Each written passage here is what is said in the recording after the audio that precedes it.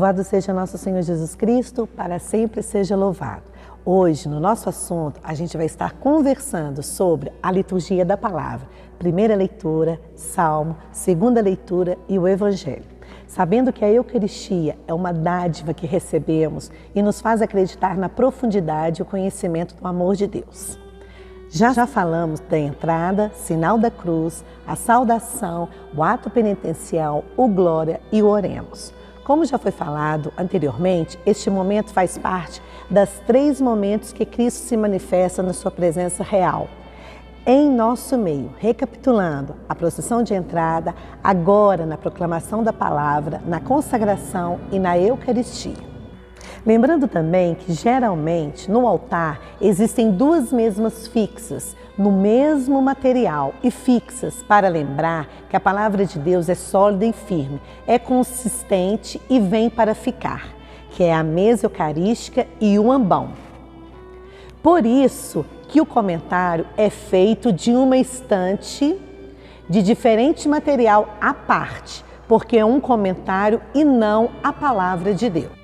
Na mesa da palavra, proclama somente a palavra de Deus, a primeira leitura, o Salmo, a segunda leitura nos dias festivos e domingos e o Evangelho e também as preces.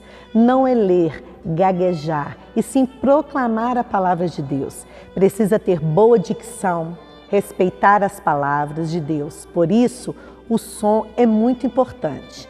Tem que ter toda a atenção na palavra. E nem existia homem para cultivar o solo, mas uma fonte brotava da terra e lhe regava toda a superfície.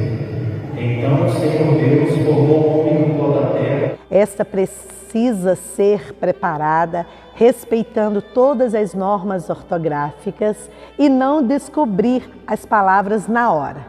Proclamar a palavra com autoridade e conhecimento. Os leitores precisam ter descrição e fazer jus no momento. A pessoa não vai ler uma história comum, mas é a palavra de Deus. Por isso é importante que nada chame mais atenção do que a palavra.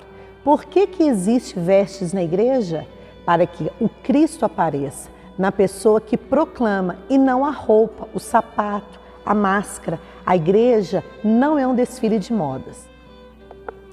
Na primeira leitura, geralmente é do Antigo Testamento. Por isso, a partir do Evangelho é que se escolhe a primeira leitura. É preciso saber que o Antigo Testamento para entendermos o Evangelho, sendo assim o Novo Testamento. É preciso saber a origem do povo de Deus, a história da salvação com Adão e Eva no paraíso terrestre, Abraão, Moisés, os profetas, até chegar até Jesus, passando por nós até os fins do mundo. No final, o leitor deve falar palavra do Senhor e não palavras do Senhor. O Salmo responsorial é uma resposta à mensagem proclamada. Se o Salmo for cantado, é importante que toda a Assembleia cante o refrão. Já na segunda leitura, que em geral é facultativo, não havendo assim a necessidade de proclamar. Não segue nem a primeira leitura e nem o Evangelho. Depende do momento e da solenidade vivida.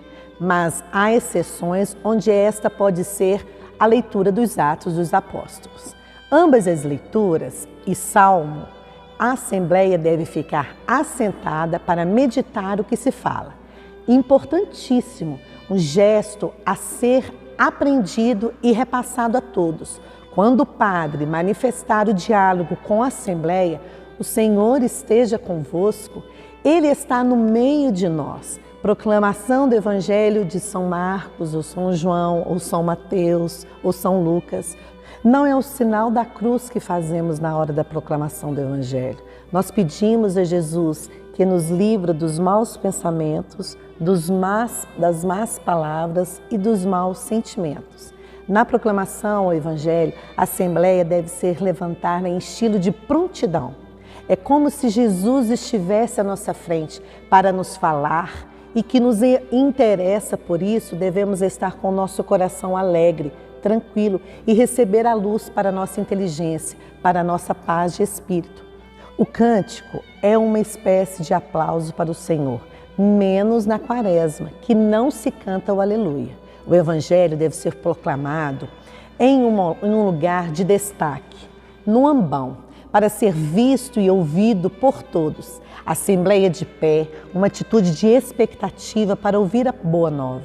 Este momento é único e não deve ser dividido e nem distraído por nada. Nada de barulhos, nada de sons, nenhuma distração ou preocupação. A proclamação do Evangelho pode ser feita logo após uma procissão, trazendo o lecionário ou a Bíblia acompanhada de 2 velas. O Evangelho é um só, mas foi escrito por 4 evangelistas: Mateus, Marcos, Lucas e João. Queremos também lembrar que o simples anúncio do Evangelho já é uma graça. Melhor e mais ainda se for vivida. Como já dizia Jesus, bem-aventurados os que ouvem a palavra de Deus e põem em prática. Por isso, ele diz, palavra da salvação. Quando o sacerdote beija o lecionário e o levanta, batem-se as palmas. A homilia tem um significado muito particular.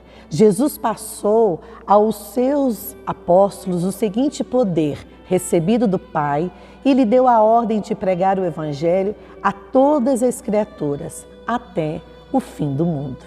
O presidente da celebração deve sempre fazer a homilia, mesmo que seja numa missa simples. A Assembleia participa sentada.